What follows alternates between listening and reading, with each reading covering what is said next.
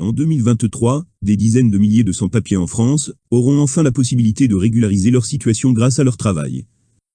C'est en effet le nouveau projet de loi sur l'immigration par lequel le gouvernement français veut faciliter l'insertion professionnelle des travailleurs immigrés. En créant un titre de séjour, métier en tension. Le gouvernement veut changer les conditions d'arrivée, d'accueil et d'expulsion des étrangers en France.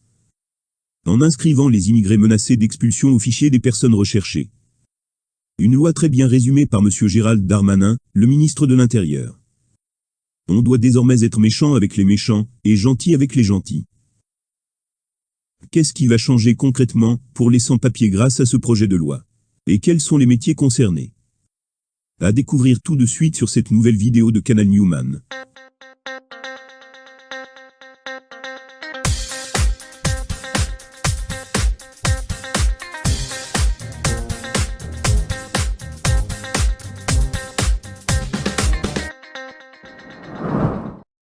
Bonjour, et bienvenue à toutes et à tous.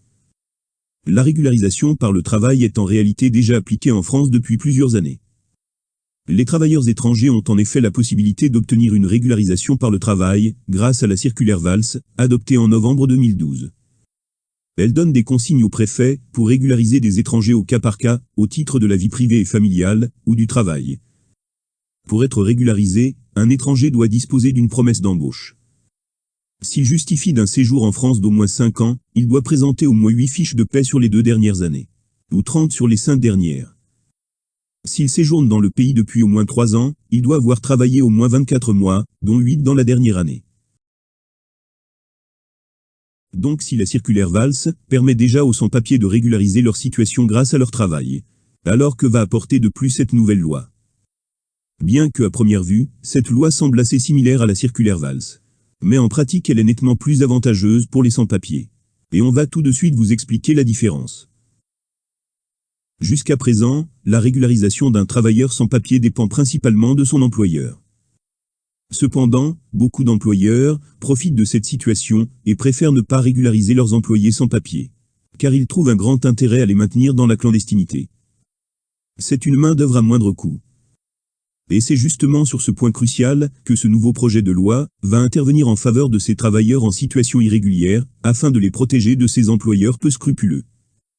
Cette loi, si elle va être adoptée, elle va en effet permettre à un travailleur en situation irrégulière de demander lui-même sa régularisation, sans passer par son employeur.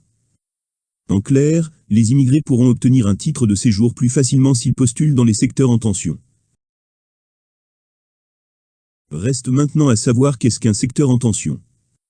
En gros, c'est tous les secteurs d'activité qui ont une grande pénurie de main-d'œuvre en France, dont on va tout de suite vous énumérer quelques-uns. Parmi les secteurs qui peinent à trouver de la main-d'œuvre, il y a ceux du bâtiment, tels que les couvreurs et les couvreurs-zingueurs qualifiés. Même problème aussi dans le secteur de la restauration, où on peine à trouver des serveurs ou encore des livreurs. Parmi les métiers en difficulté de recrutement, on retrouve aussi les aides à domicile et les aides ménagères.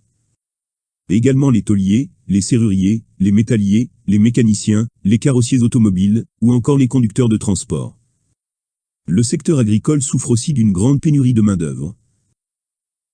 Un métier n'est pas nécessairement en tension par manque de main-d'œuvre, c'est parfois la difficulté à trouver des candidats ayant les compétences requises qui pose problème. Le métier d'infirmier fait partie des postes où la tension augmente le plus, car il nécessite une formation spécifique. Donc si vous occupez un poste parmi ces métiers qu'on vient de citer, il vous sera plus aisé de régulariser votre situation et d'obtenir un titre de séjour, métier en tension. Mais il faudra d'abord que cette loi soit adoptée. Ce projet de loi doit être examiné début 2023 et sera certainement le plus âprement discuté dans les prochains mois. D'autres mesures sont aussi envisagées dans ce nouveau projet de loi sur l'immigration. Elles concernent les personnes qui ont été interdites de territoire français. En 2021, 122 000 personnes ont été interdites de territoire français, mais impossible de savoir combien sont réellement parties. La proposition du gouvernement est de les inscrire dans les fichiers des personnes recherchées. Au passage à la douane, leur départ sera enregistré. Et pour ceux qui restent, les aides sociales, comme le RSA, ou les APL, seront automatiquement coupées. De même pour les logements sociaux. Autre changement, pour les titres de séjour valables plusieurs années, un examen de français sera obligatoire, comme c'est déjà le cas pour l'obtention de la nationalité française, avec des épreuves écrites et orales.